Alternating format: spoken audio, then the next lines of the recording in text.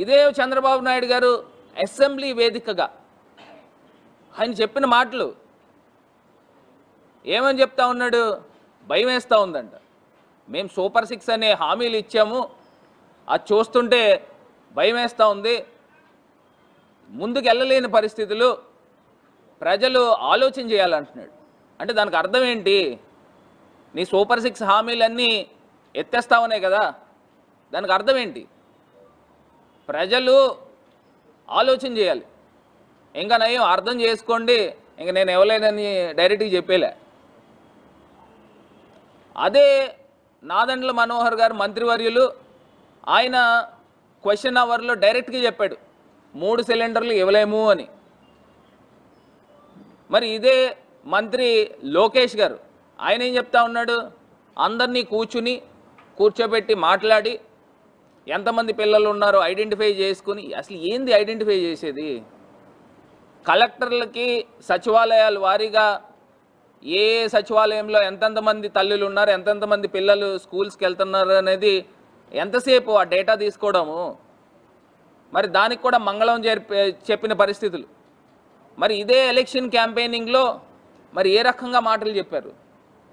15,000 15,000 15,000 18,000 18,000 18,000 అని ఈ రకమైన మాటలు మాట్లాడి, ఇంకో ఎవరో పాపం చిన్న పాప ఎవరో వస్తే మంచి హుషారుగా ఉంది, ఈ అమ్మాయికి కూడా 15,000. అసలు ఏం జరుగుతుంది? అసలు మీకన్నా అసలు డ్రామాలు ఆడేవాళ్ళు నయం.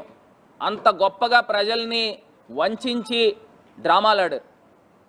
మేము అప్పటికి బేసిక్గా చెప్తానే ఉన్నాం, మరి ప్రజలు ఏ రకంగా ఆలోచన చేసి చంద్రబాబు నాయుడు గారు మాయలో పడ్డారో అర్థం కావటంలే. మరి రైతు భరోసాకి మంగళం పలికారా? అమ్మఒడి మొత్తం అందరి పిల్లలకి ఇచ్చేస్తూ ఉన్నారు, మరి దానికి స్వస్తి చెప్పారు. మరి అదే రకంగా 1,500 రూపాయలు 18 సంవత్సరాలు దాటిన ప్రతి మహిళకి డబ్బులు ఇస్తూ ఉన్నారు, నెల నెల 1,500. ఎక్కడికి వెళ్ళిపోయినాయి ఆ డబ్బు? ఎప్పుడు ఇస్తారు? దానికంటే ఒక నిర్దిష్టంగా చెప్పాలి కదా. మాకు ఇప్పుడు మేము సంపదలు సృష్టించిన తర్వాత 5 సంవత్సరాలు పోయేకి ఇస్తామని చెప్పాలా?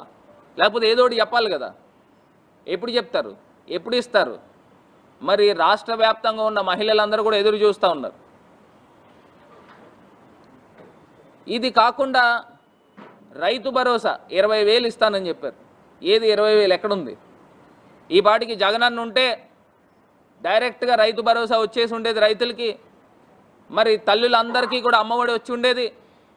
మరి చేయూత సుమారుగా 25,000 రూపాయలు సంవత్సరానికి దగ్గరగా అది ఇస్తానన్నారు. అది కూడా ఈ పాటికి అందుండే సందర్భాలు.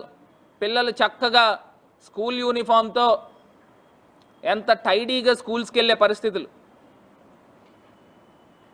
ఉత్తినే చెప్పలా పేదవారు పెత్తందారులు అనేది.